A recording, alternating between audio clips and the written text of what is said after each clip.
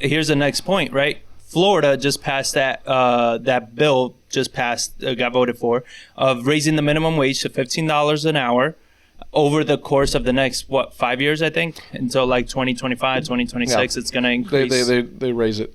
It's going to be raising it $1, right? And they want to make that, by they, I do mean the Democrats, because they're the ones mostly pushing for it, is they want to make this federal.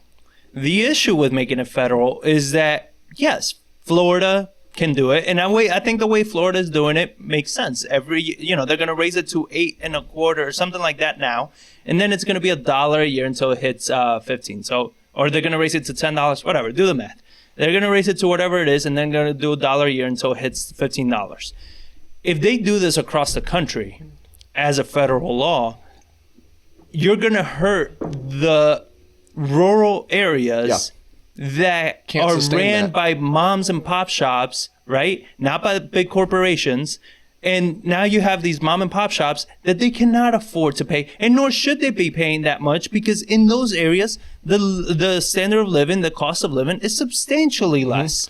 Where $8 goes a lot further than $8 in New York City. Where I don't think things like that need to be such an umbrella, everybody in the same boat. Because I think also maybe $15 an hour in Florida it makes sense, but maybe in New York City it doesn't, right? Maybe in New York City the minimum wage should be like $20. I think every state, in the way that the country was founded, was still correct, where every state should have the right to govern itself, where it shouldn't be a federal law. National thing. Oh, 100%. Because like you have your areas like Mississippi, Alabama, Louisiana, that like these small communities, they cannot afford that kind of, but it comes from both sides. And I fear the caveat to that is like, well, now you have people abusing that power that live in these big cities by underpaying their employees. Yeah. So that's what they're trying to say is like, well, for the benefit of the majority, some of the minority might have to suffer on that. So that's the kind of argument to it. But it is going to kill rural small towns even more. That is like, I grew up in a town of 1,500 people. If you put a $15 minimum wage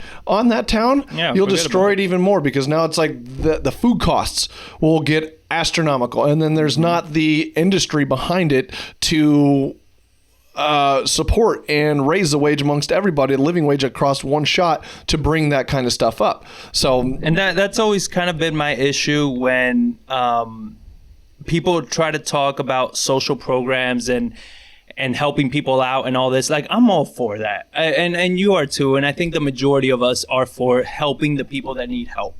But what I'm not for, and what I think we need to stand against, is the generalization of laws and everything, where it's like, hey, this is an exception in this place, but let's make that the law in the whole country. And it's like, well, hold on. Does that make sense?